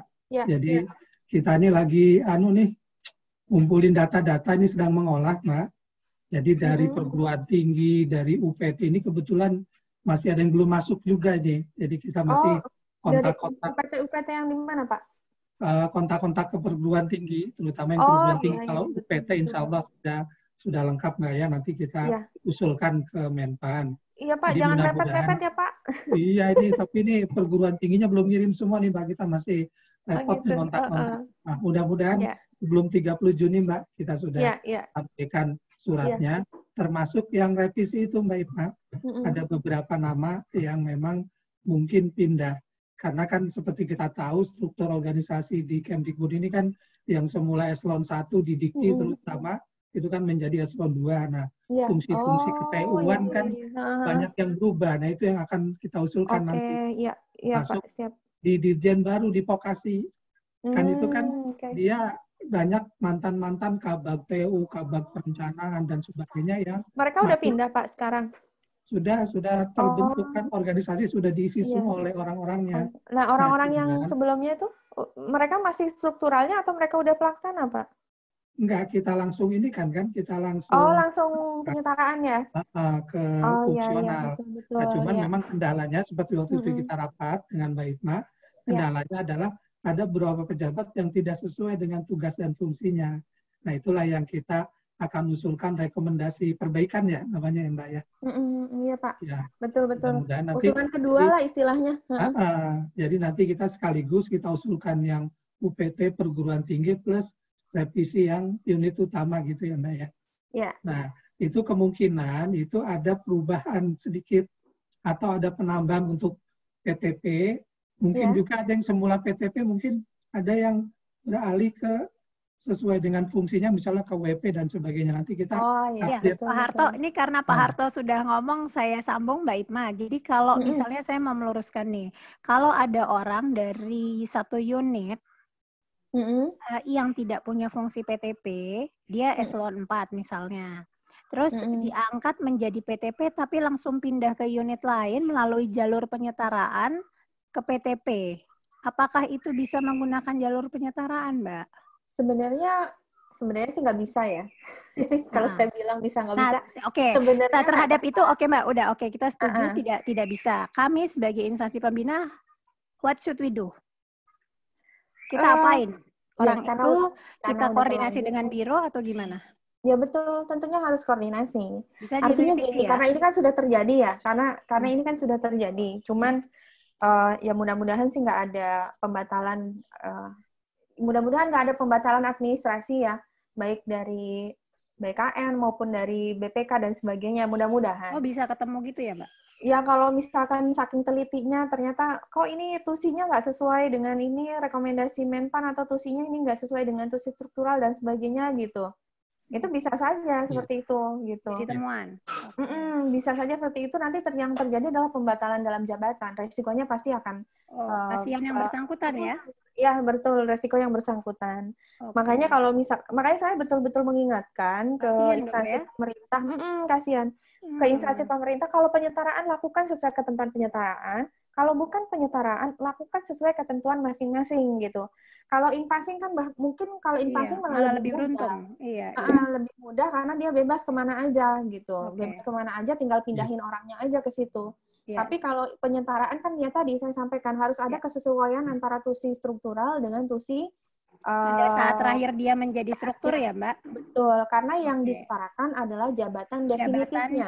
Iya, pada saat itu. Ya, betul.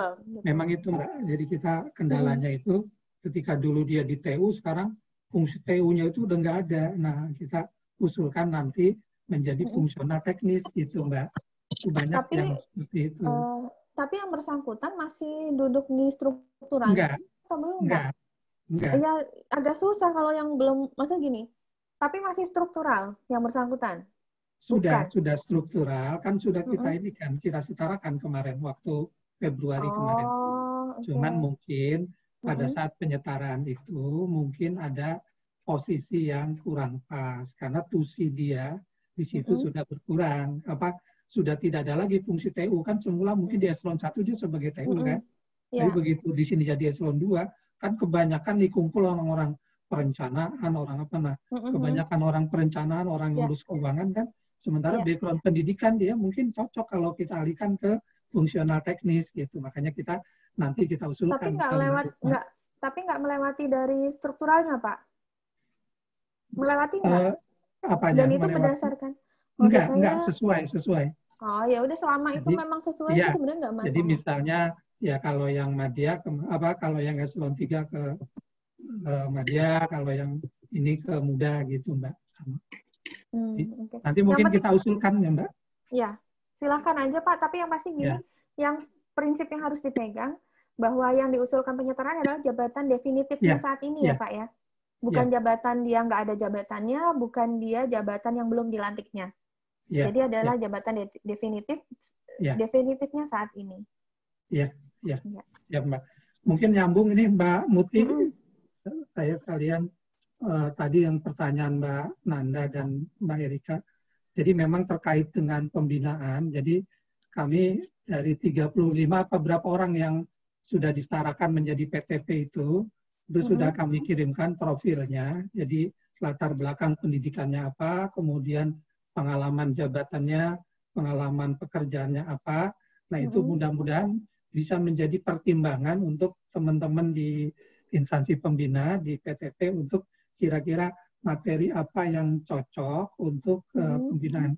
Nah, kalau menurut saya ya, walaupun orang itu sudah berpengalaman di bidang penanganan guru dan sebagainya, tetapi kan itu mungkin sifatnya manajerial atau sifatnya mungkin koordinasi dan sebagainya. Tetapi pengetahuan tentang keTP-an, misalnya mulai dari analisis sampai evaluasi, itu saya kira tetap perlu diberikan pembekalan, karena jangan sampai nanti mungkin dia paham tentang manajerial, tapi secara konsep Adin itu yang Pak Pur ini ya, nah itu mungkin masih kurang gitu. Jadi kalau saya sarankan ya memang materi-materi tentang substansi TP itu masih tetap penting, di samping bagaimana dia cara mengumpulkan angka kredit. Jadi bagaimana sih untuk misalnya komponen utamanya apa, komponen penunjangnya apa, dan sebagainya. Ya betul Pak, betul, setuju sekali sih. Iya betul. Makanya tadi pembekalan dari instansi pembina itu sebetulnya yang harus betul-betul mengawal. Artinya ketika yang bersangkutan udah duduk di JF-nya, terus kemudian nggak ada pembinaan dan sebagainya, yang ada, karena gini, banyak sekali pejabat-pejabat struktural tuh yang bahkan nggak ngerti JF itu untuk apa gitu ya kan. Pas mereka udah duduk di situ, aduh mesti ngapain gitu, apa bahkan iya itu Mbak saya maksud tadi. Ya, jadi nanti program justru dari instansi pembina ini bakalan lebih sibuk lagi. Biro kemudian per jabatan fungsional bisa kita ini kan supaya kita ingatkan gitu. Ya bagus, bagus. Bahwa sekarang tuh sudah fungsional bukan lagi struktural. Ya siap Pak Pur. Terima kasih Pak.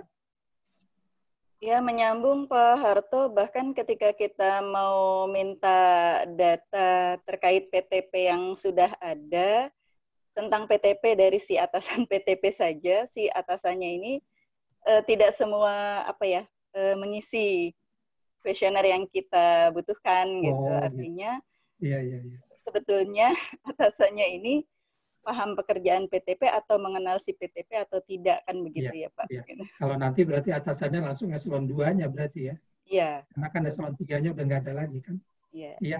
Mungkin bisa lebih mudah tuh Mbak, karena kan sudah mudah-mudahan Pak. Iya. Iya. Oke Mbak Muti.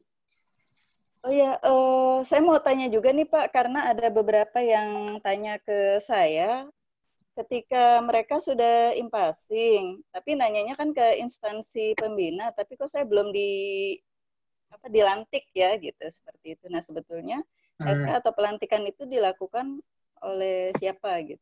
Ya, karena oleh bertanyanya biro. juga ke kami. Gitu. Iya, jadi memang itu kan usulan-usulan itu kan dari unit kerjanya, atau misalnya kalau dia dari UPT kan ke sekretariat direktorat jenderalnya, ke biro, nah nanti biro yang menetapkan berdasarkan lulus uji kompetensi atau dan sebagainya dari instansi pembina kan.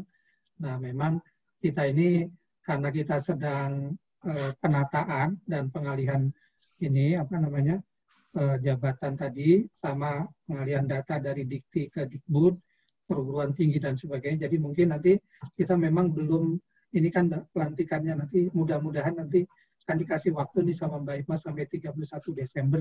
Yang utama untuk yang ini ya, mudah-mudahan nanti yang impasing atau apapun nanti kita bisa ini Mbak, kita ini kan kita schedulekan ini masih ini Mbak Muti, jadi memang masih berproses ini.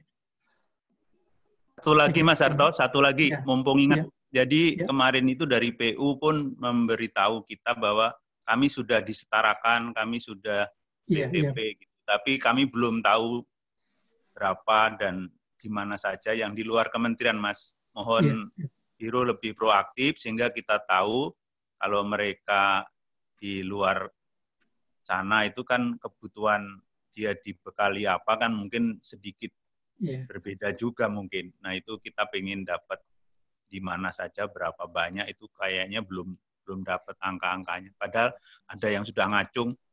Saya sudah di PTP kan Pak gitu di PU kemarin yang saya ketemukan, yang lain nggak tahu. Nah ini gimana supaya Biro lebih cepat tahu? Ya baik Pak, nanti dari informasi Pak. Ya Pak. Ini kebetulan ada Bu Imelda ya dari BPSDM Kemdagri ya. Halo Bu Imelda. Iya Bu. Ada yang mau ditanyakan Bu? Kemarin kan saya dapat informasi dari Ibu beberapa yang disetarakan, cuman ada satu yang ingin saya tanyakan sebetulnya yang analis media itu termasuk di eselon. Itu sudah lulus uji kompetensi. Oh, berarti jalurnya in-passing ya? Ya, itu Deokta udah lulus uji kompetensi. Nah, itu sudah pernah. Mestinya in-passing, Bu, bukan penyetaraan kalau dari bukan struktural ya? Ya, betul, Pak. Jadi sebetulnya itu sudah disampaikan juga ke Biro Kepegawaian. Tapi karena waktu itu kendalanya katanya belum dapat formasi dari Menpan gitu, sehingga belum dilantik sampai sekarang. Itu yang pertama. Terus yang kedua, Pak, ini kan kami sekarang sedang penyetaraan ya, Nah, kemudian hasil pertemuan internal kemarin itu kurang lebih, sebentar saya lihat catatan saya.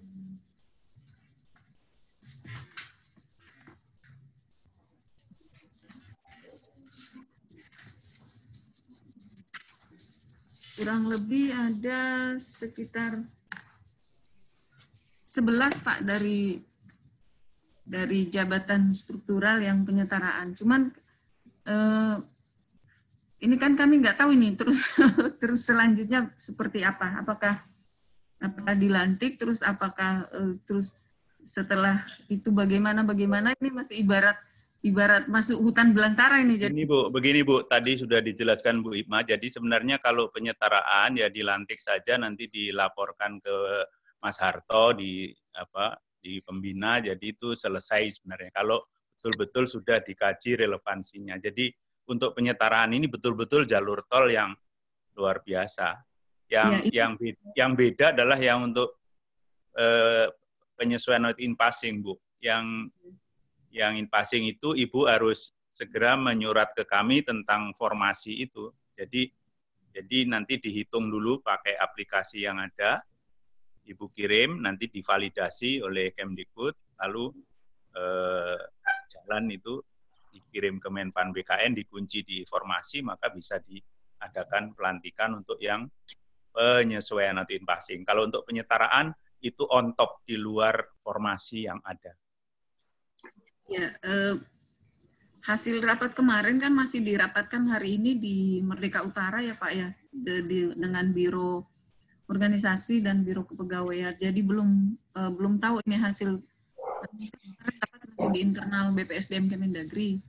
Jadi jumlah yang 11 itu hari ini dirapatkan di Biro Organisasi. Selanjutnya seperti apa ini kami masih menunggu Iya, sama Bu. Kalau gitu kami menunggu, jadi nanti dibicarakan khusus dengan teman-teman kami ya Bu. Tapi hari ini kita ingin tahu yang sudah mau jadi PTP itu kira-kira ingin ditambah kompetensinya apa. Nanti teman-teman boleh menjadi narasumber untuk ditanya. Ada yang dari akademisi, ada yang dari seperti Mas Harto ini yang tahu pejabat-pejabat itu. Kita ingin pandangan tentang bekal apa yang harus diberikan kepada teman-teman yang terutama yang disetarakan, yang disesuaikan, dan dua itu. Iya. Nanti Ibu beri masukan karena tugasnya yang tergambar di Kemendagri kan Ibu yang paham supaya bisa menjalankan tugas. Dia minta dibekali apa, kira-kira gitu Bu acara hari ini Bu. Iya.